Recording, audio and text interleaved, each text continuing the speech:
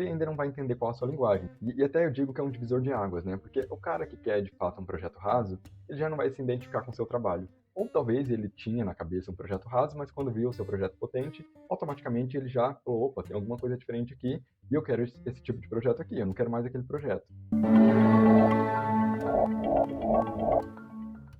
Fala pessoal, tudo bem? Sejam bem-vindos. Para quem não me conhece, meu nome é João Paulo Guimarães Rosa, sou arquiteto e urbanista. O meu intuito aqui nesse canal é criar conteúdo de relevância para que vocês consigam fazer projetos potentes, projetos de verdade. Bom, então a primeira é o público-alvo. Público-alvo, na verdade, o que eu estou querendo dizer com isso é que você tenha em mente qual seria esse cliente ideal para você. Vou dar um exemplo. Aqui no estúdio, a gente acredita que a arquitetura é generalista. Então, se vier um hospital, um museu, a gente vai fazer. Se vier um cliente que queira fazer projeto de interiores, como esse que eu mostrei aqui para vocês, a gente faz. De fato, a gente faz de tudo. No entanto, a gente tem um certo apreço por projetos residenciais.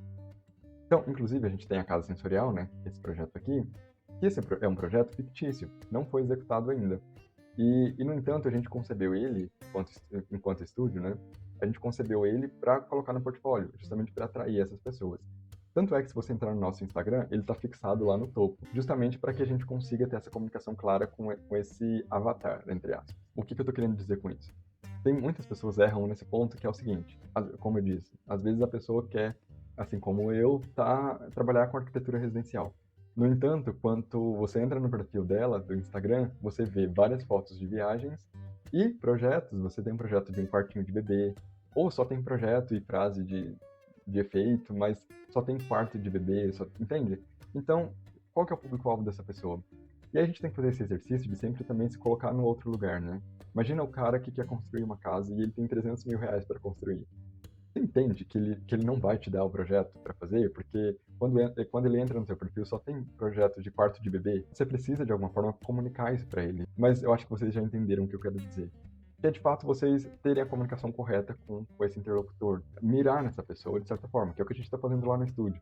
Se vocês entrarem lá no Instagram, tem projetos até da faculdade, porque a gente acha importante de fato mostrar qualidade arquitetônica, mostrar que a gente faz outros projetos, mas no entanto o que está fixado lá no topo é a casa sensorial. Também, gente, de certa forma, vai te economizar tempo e trabalho, porque quando você tem essa comunicação correta, a pessoa já olha para o seu Instagram, já se identifica com o seu trabalho, e aí me identifiquei com a casa sensorial do João, quero muito aquele projeto. Entende? Já é meio caminho andado, você já consegue construir esse funil, o cara já está lá no meio.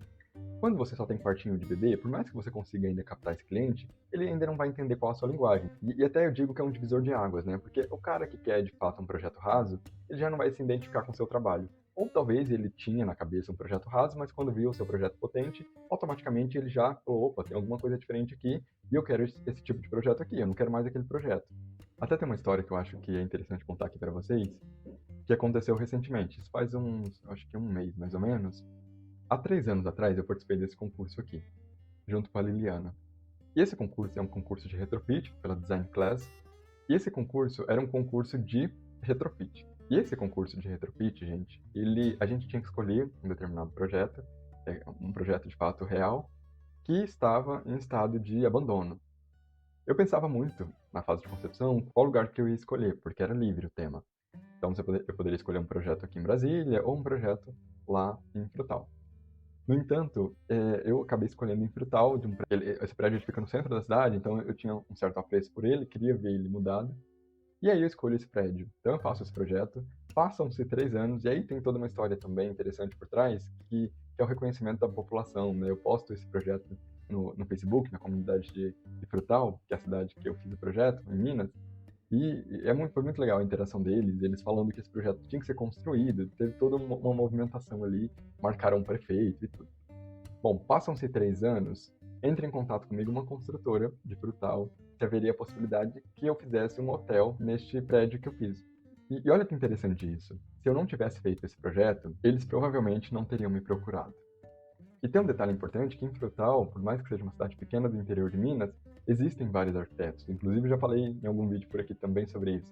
Existem amigos meus que estão fazendo muito sucesso lá. Você vai, tem placa para todo lado deles lá, dos projetos. E eles não chamaram esses meus amigos, entende? Eles chamaram uma pessoa que está aqui em Brasília para fazer o projeto deles, porque eles viram esse projeto do concurso, e não foi nem por causa desse grupo não, tá gente? Foi uma indicação da psicóloga da minha mãe. Conheci esse cara, mostrou o projeto, olha também como é importante, né, esses contatos. Mas olha que interessante, né, um projeto que está lá no meu Instagram e que está comunicando isso. Então, eles não chegaram para mim mandando uma imagem de um projeto raso, que eles queriam fazer determinado projeto, não. Eu já estabeleci para eles o que é a minha arquitetura e, portanto, eu vou dar as cartas ali. Então, isso é importante que vocês entendam. O quinto, galera, é em relação ao cliente certo.